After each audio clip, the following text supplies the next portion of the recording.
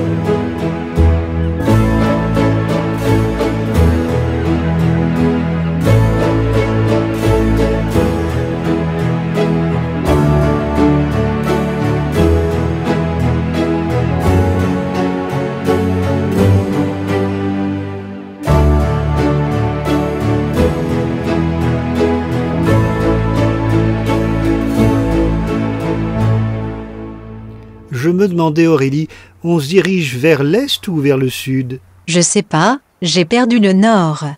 Bref, t'es complètement à l'ouest. C'est pas évident, la mer est partout autour de nous. C'est ce qui fait le charme de ce territoire. Nous sommes sur la route des Caps. La Hague, ce n'est pas qu'une usine, elle représente qu'1% de ce territoire. Partout des petites criques, des sentiers de randonnée, des parkings, certains pour la journée, d'autres pour la nuit seulement. Respectez, c'est une zone protégée et vous vivrez comme ça à votre désir d'Irlande.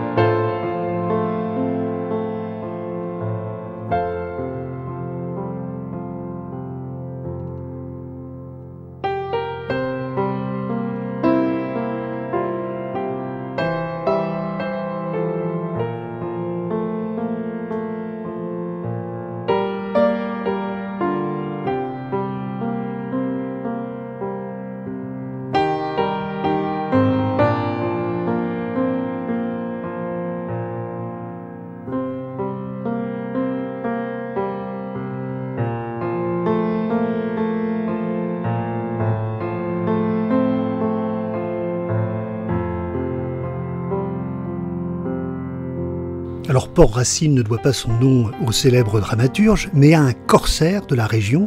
Et pour bien connaître l'histoire de ce territoire, il faut se rendre à un endroit, le manoir du Tourpe.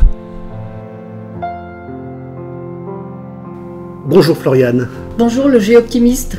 Je suis ravi, on est dans cette magnifique médiathèque, ici, dans ce manoir qui a une vieille histoire. Oui, c'est un manoir qui date du XVIe siècle, mais qui a eu aussi une histoire beaucoup plus récente puisqu'il a été rénové, restauré, en vue de le mettre à disposition du public pour un peu lui faire découvrir le patrimoine local de la Hague et du Cotentin. Donc c'est un espace qui est ouvert depuis 2002, donc qui se compose de plusieurs espaces, des espaces d'exposition, une médiathèque, une boutique, il y a aussi un hôtel-restaurant. Il y a aussi des lieux d'animation. Et puis tout dernièrement, on vient d'ouvrir un nouvel espace permanent, un parcours spectacle. Et vous nous proposez un voyage au bout du monde? Oui, pour découvrir un trésor. Un trésor? Oui. Installez-vous, chers visiteurs. Allez, installez-vous. Au commencement, il y avait une terre, une péninsule rocheuse, un pays de schiste, de grès et de granit, à l'extrémité du massif armoricain, avec 2 caps qui prédominent depuis la nuit des temps. C'est ainsi.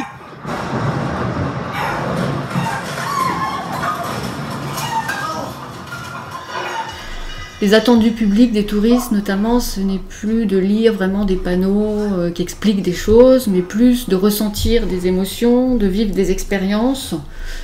Donc on a pris le parti de ne pas proposer d'exposition au sens classique, mais de proposer un parcours spectacle, donc qui permet de vivre en 5 tableaux l'histoire du territoire. Alors les moyens audiovisuels sont partout, mais pas seulement. Il y a des effets scéniques, il y a des décors qui sont très beaux. Oui, on a voulu quelque chose de très chaleureux. En fait, la technologie, on ne la voit pas, puisque les décors, ils sont faits un peu de briques et de broc. Il y a des choses un peu improbables dedans, il y a plein de surprises, mais c'est tout sauf froid. En fait, hein. Donc, mais la technologie est partout malgré tout, puisqu'il y a du son, il y a de l'image, il y a des effets spéciaux entre guillemets. Hein. C'était pas Star Wars non plus, hein, mais l'idée c'était de montrer qu'il y ait de l'émotion, qu'il y ait une histoire, mais en même temps qu'on apprenne plein de choses. Alors il y a 2 personnages importants et puis il y a un objet important. On ne va pas tout révéler. Mais il y a une bouteille à la mer. La bouteille à la mer, c'est lié à l'imaginaire un peu. C'est le voyage, voilà, lancer un espoir qu'on lance, etc. Et donc c'est l'histoire d'une petite fille en fait qui lance une bouteille à la mer et ensuite cette petite fille on la retrouve plus grande. Donc on a les deux. Et elles dialoguent entre elles. Elles dialoguent entre elles. C'est très émouvant d'ailleurs, oui. Ça. Le guide, c'est un goublin. Le goublin, dans la région, c'est l'équivalent un peu du Corrigan, on va dire peut-être en Bretagne, où c'est un genre de personnage légendaire. Un lutin. Un lutin, voilà, qui peut prendre plusieurs apparences, et du coup, dans le parcours spectacle, qui se réincarne dans plusieurs objets ou animaux. Et donc, il nous guide tout au long du parcours. Donc, c'est pour ça, c'est aussi adapté aux enfants. Hein, parce qu'il y a des côtés un petit peu humoristiques, il y a voilà, des animaux qui parlent, il y a des surprises. Je pense que c'est quelque chose qui est adapté à toute la famille. Et je me dis quand il fait chaud, les deux sous nous qui nous enlèvent, la ville s'endorme un jour. Mais quand on se fâche la ville, et que nous entendons des choses. Viens avec moi. Tu vas comprendre. Hey, viens. Et vous, chers visiteurs, venez aussi avec nous, si vous voulez savoir. Allez, passez derrière le bar. Là, vous prenez la porte. Allez, bonjour. Prenez place, voilà. Il y en a bien pour tout le monde. Allez.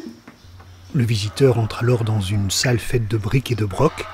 Il s'installe au milieu de tous ces objets que charrie la mer et que les plages récoltent après la tempête.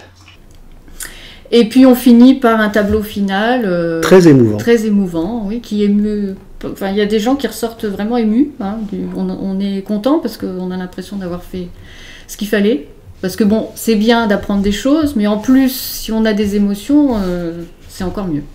On sent qu'il y a une fierté, peut-être qui a été un peu mise à mal avec l'image qu'a La Hague depuis évidemment la construction de cette usine. D'ailleurs, vous faites référence à cet épisode.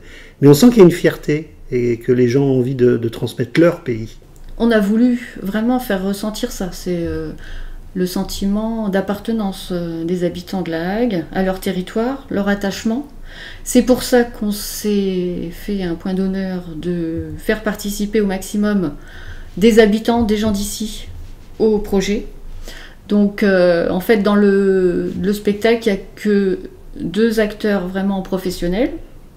Sinon tous les autres, ça peut être des comédiens de la Manche, on va dire, et puis il y a aussi beaucoup d'habitants qui ne sont pas du tout dans le spectacle et qui ont participé pour soit tenir des rôles, soit faire de la figuration, ou juste pour prêter des objets, donner des conseils, prêter des lieux de tournage. Donc ça a été un beau travail d'équipe. Et puis il y a quand même des références assez régulières à l'Irlande. Oui, parce que dans l'image de La Hague, on dit La Hague, ça ressemble à l'Irlande. C'est vrai d'ailleurs. Ce qui est vrai. Donc on explique pourquoi.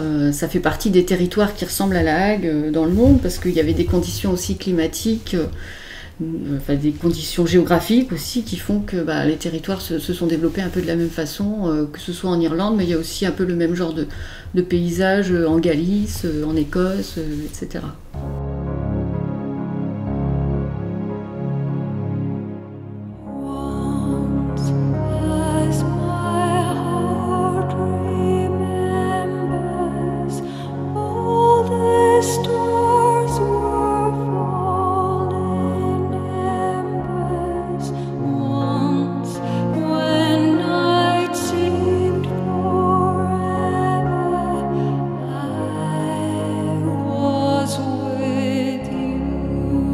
Alors on se quitte sur cette superbe chanson, triple hommage à Enya, cette chanteuse irlandaise, à ses paysages de La Hague, véritable coup de cœur, et à mon fidèle compagnon depuis plus de 2 ans. Vous allez bientôt le voir à l'image.